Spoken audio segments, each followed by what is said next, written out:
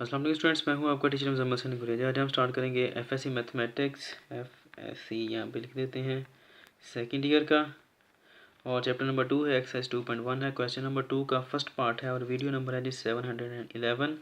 और मेरा WhatsApp number ये है और इस पर मैंने ग्रुप भी बनाया हुआ है। अगर आप मुझसे कॉन्टैक्ट करना चाहते हैं तो कर सकते हैं, और ग्रुप में ऐड होना चाहते हैं तो ये भी बता दें, मैं आपको ऐड कर लूँगा उसमें। ठीक है जी। अच्छा, ये हमारे पास फंक्शन है जिसको हमने फर्स्ट डेरिवेटिव जिसका फाइंड आउट करना है यूजिंग फर्स्ट प्रिंसिपल। ठीक है जी। तो ये जो फंक्शन दिया गया हम इसे एफ ऑफ एक्स कहते हैं, या हम इसे कह सकते हैं एक वेरिएबल वाई कह सकते हैं हम इसे। ठीक है जी। तो ये जो फंक्शन है वाई इज इक्वल है square root of x plus 2। तो करना क्या है, सबसे पहले हमने इसको फर्स्ट प्रिंसिपल यूज़ करते हुए हमने इंक्रीमेंट लेना है बोथ द साइड, टेकिंग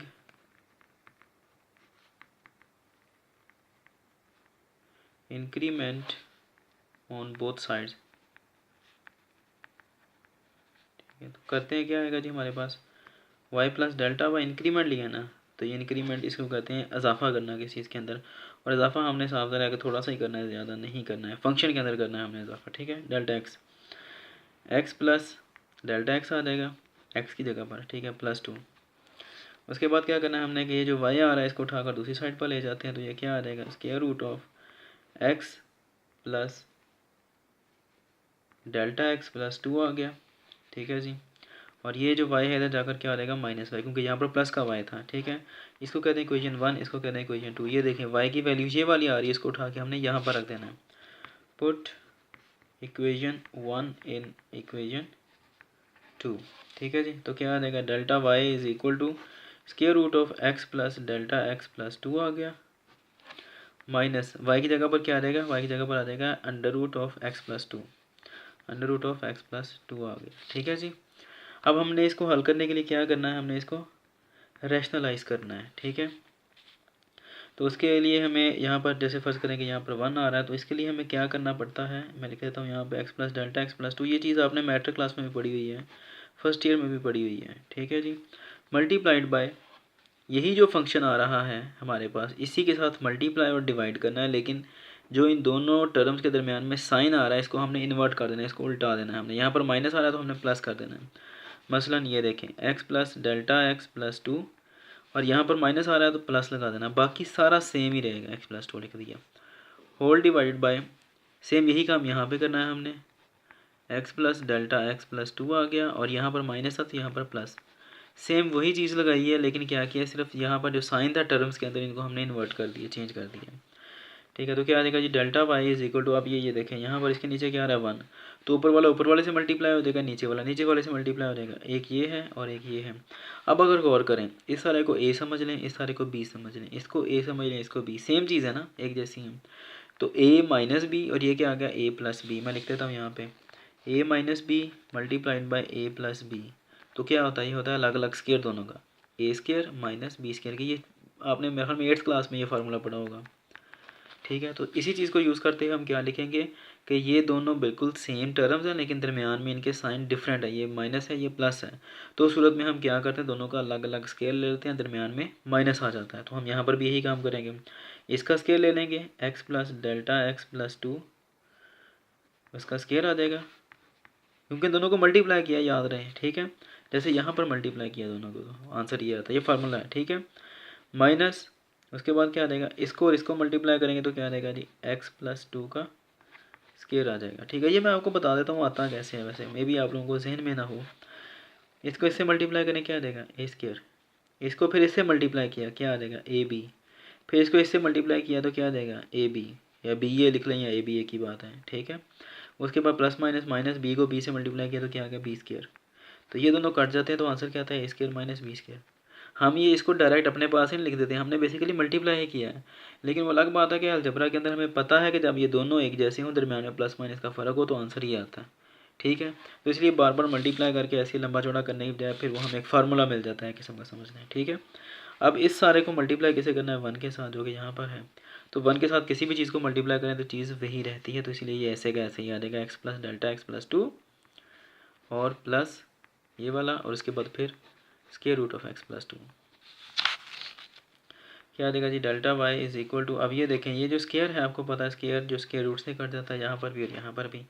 पीछे का बचा X plus delta x plus 2 और माइनस ये वाला, फिर उसके बाद x प्लस 2 आ गया ये वाला, whole divide by square root of x plus delta x plus 2 ये वाला, फिर plus square root of x plus 2 आ गया। इसको ज़रा ओपन कर लें, ये ब्रैकेट जो ये अंदर मल्टीप्लाई हो जाएगा माइनस साइन, तो क्या आएगा x plus delta x plus 2 है, प्लस माइनस ये वाला प्लस, यहाँ पर प्लस है छोटा सा, प्लस माइनस माइनस x आ जाएगा, फिर यहाँ पर प्लस माइनस माइनस और 2 आ गया, whole divide by square root of x plus delta x plus 2 और plus square root of x plus 2 आ गया। ठीक है जी।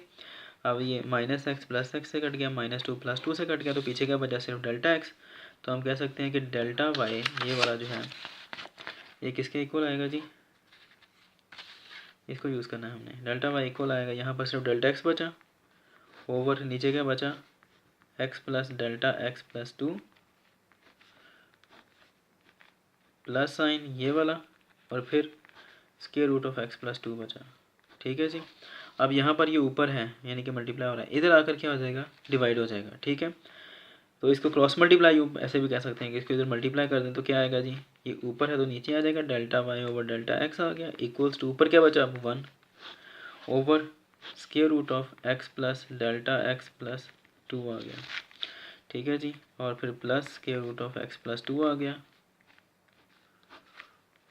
अब हमने क्या करना है, अब हमने लिमिट अप्लाई करनी है। ठीक है, फार्मूला के मुताबिक limit delta X approaches to 0 delta Y over delta X is equal to limit delta X approaches to 0 1 over X plus delta x plus 2 आ गया, और उसके बाद फिर प्लस ये वाला, फिर उसके बाद एक्स प्लस 2 आ गया। अब मैं अगले पेज पे करता हूँ और वहाँ पर लिमिट अप्लाई करते हैं। अच्छा जी, नेक्स्ट पेज पे मैंने ये लिख ली है पूरी की पूरी जो इक्वेशन है।